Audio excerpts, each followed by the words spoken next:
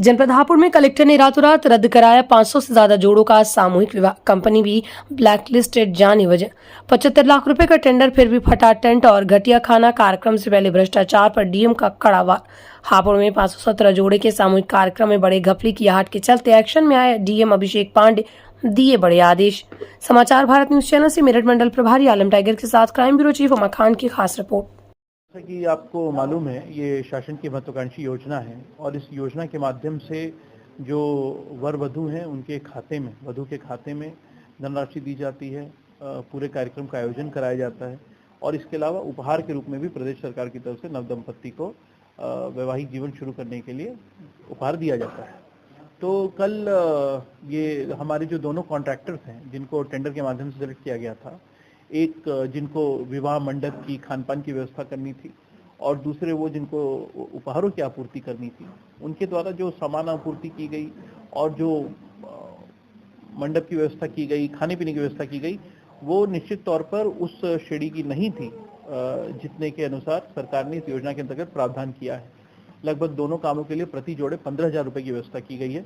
517 जोड़ों की शादी हो रही थी, तो निश्चित तौर पे बहुत अच्छी धनराशि थी। एक बहुत बड़े स्केल का ग्रैंड आयोजन कराने का सभी प्रतिनिधि इसमें शामिल होते और जब बार बार निर्देश देने के बावजूद भी दोनों कॉन्ट्रैक्टर्स द्वारा कार्य में सुधार नहीं किया गया और हमें ये भी समझ में आया कि इनकी मंशा भी जो है वो सरकारी धन को सही प्रकार से इस्तेमाल करने की नहीं है और ना इनका सामर्थ्य है उस प्रकार का आयोजन करने का। तो उस कारण के दृष्टिगत हमने सरकारी धन की बर्बादी रोकने के लिए और इस आयोजन को उसी स्तर पर आयोजित कराने के लिए जैसे कि सरकार की मंशा है, इस आयोजन को हफ्ते 10 दिन के लिए आगे बढ़ा दिया है।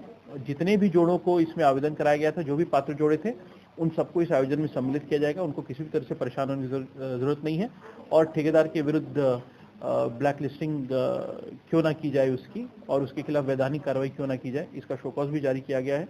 अगर इनका संतोषजनक जवाब आता है तो इनकी सेवाएं टर्मिनेट करके ये भी सुनिश्चित किया जाएगा कि पूरे उत्तर प्रदेश में कहीं पे भी इनको इस प्रकार से काम करने का मौका ना मिले। इसके विषय में विभाग से भी कम्युनिकेट किया जाएगा और जो आयोजन किया जाएगा वो निश्चित तौर पर इतना वृहद और इतना अच्छा होगा कि उत्तर प्रदेश सरकार का गौरव उससे बढ़े। सर, बताया जा रहा है 75 लाख रुपए का टेंडर था और उसे 20 लाख रुपए निपटाने की तैयारी। देखिए, 517 जोड़ों के हिसाब से लगभग 14,500 प्रति जोड़े की गणना आप करते हैं तो मंडप और खान पान की व्यवस्था के लिए इस योजना में व्यवस्था है और जब इतने बड़े समारोह का आयोजन होता है, इतने सारे जोड़े एक साथ उसमें आयोजन करते हैं, वर वधू दोनों पक्ष से परिवारजन भी सम्मिलित होते हैं, परिवार के लिए भी गौरव का क्षण है। तो जो धनराशि इस आयोजन के लिए उपलब्ध थी उसकी तुलना में बिल्कुल भी उस प्रकार का अरेंजमेंट नहीं किया जा रहा था। कई बार हमारे अधिकारियों ने इनको सचेत करने का प्रयास किया, लेकिन जब इनके कान पे जू तक नहीं रहेंगी तो फिर हमें इनके खिलाफ कार्रवाई करके और इस कार्यक्रम को आगे बढ़ाकर नए सिरे से कराने पर निर्णय लेना पड़ा। तो कहीं ना कहीं सर इस सरकारी महत्वाकांक्षी योजना में भी ठेकेदार के द्वारा भ्रष्टाचार किया जा रहा है। देखिए, प्रयास जरूर ऐसा कह सकते हैं, उनके द्वारा प्रयास तो किया जा रहा था, लेकिन चूंकि हम लोग ने समय रहते एक्शन ले लिया है तो इस प्रकार से मतलब अगर उनकी इस प्रकार के इरादे भी थे तो उसमें वो सफल नहीं हो पाए और हमारे सभी अधिकारी, हम लोग इस बात के प्रतिकृत संकल्पित हैं कि सरकार की तरफ से एक एक रुपया जो समाज कल्याण विभाग या गरीब कल्याण के लिए आता है वो पैसा सही जगह पे लगे, लाभार्थियों तक पहुंचे। सर, बताया जा रहा है पूर्व में भी इसी फर्म है, इसके द्वारा पूर्व में टेंडर लिया गया था। जी, देखिए, जो टेंडर होता है वो तो पूरे वर्ष के लिए होता है। उस वर्ष के दौरान जितने आयोजन होते हैं उसकी संबंधित जिम्मेदारी उन्हीं की होती है।